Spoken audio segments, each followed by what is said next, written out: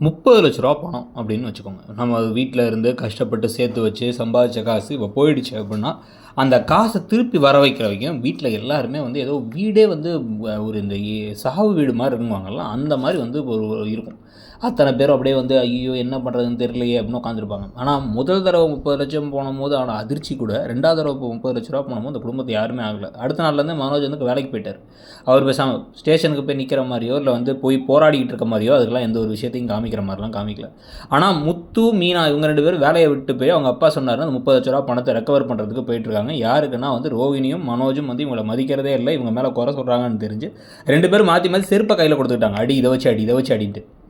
அப்படி பேசிட்டு கடைசியில இப்பயும் வந்து அதுக்கு ஹெல்ப் பண்ணுறோன்ட்டு ஒரு சீரியல் ஆக்டரை பிடிச்சி, அந்த சீரியல் ஆக்டர் வீட்டுக்கு தான் அந்த கதிரவன் வருவாருங்கிறத கண்டுபிடிச்சு, அதை ட்ராக் பண்ணி கண்டுபிடிக்கலான்னு பார்த்தா, அவங்க கையில் பணம் போச்சு அப்படின்னா வந்து இந்த 30,00,000 வந்து நம்ம எதிர்பார்க்குற மாதிரி செலவழிக்க முடியாது. அதனால வந்து அந்த 30,00,000 அவங்க அடையிறதுக்கு முன்னாடி நம்ம அடையணும் அப்படின்ட்டு சிட்டியோட உதவியோட ரோஹிணி இந்த பக்கம் ட்ரை பண்ணுறது.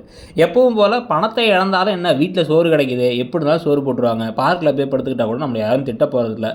இவ்வளோ பெரிய தப்பு செஞ்சால் கூட நம்மளை யாரும் அறைய போகிறதில்ல, நம்ம மனைவியை தான் அறைய போகிறாங்கங்கிறதுனால வந்து கூலாக இருக்கார். அப்படியே வந்து மனோஜ் எதை பற்றியும் கவலைப்படுறதில்ல. இந்த மாதிரிலாம் இருக்கிறதெல்லாம் வந்து பார்த்திங்கன்னா நிறைய பேர் பார்த்துருப்பீங்க. நீங்கள் எந்த வேலைக்கு வேலை வெட்டிக்கும் போக மாட்டாங்க, வேலை வெட்டிக்கு போனாலும் உருப்படியாக இருக்க மாட்டாங்க.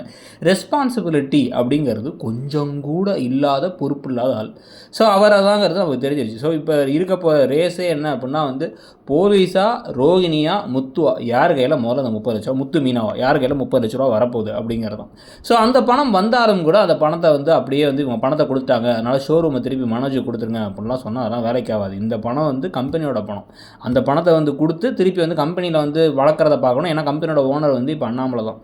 ஸோ ரூ. 27,00,000 பணத்தில் என் பணத்தில் ஆரம்பிச்சது இப்போ இந்த பணத்தை கொண்டு போய் வந்து அந்த டீலருக்குலாம் கொடுக்கணும், ஏமாற்ற முடியாது அவங்கள அப்படின்னு தான் முடிவு எடுக்கணும். என்ன முடிவு எடுப்பாங்கிறத பார்க்கலாம். இந்த கதை எப்படி போகுதுன்னு நினைக்கிறீங்க நீங்கள்? இப்போ நடக்கிற திருப்பங்கள் பற்றி உங்கள் கருத்து என்னங்கிறது சொல்லுங்கள்.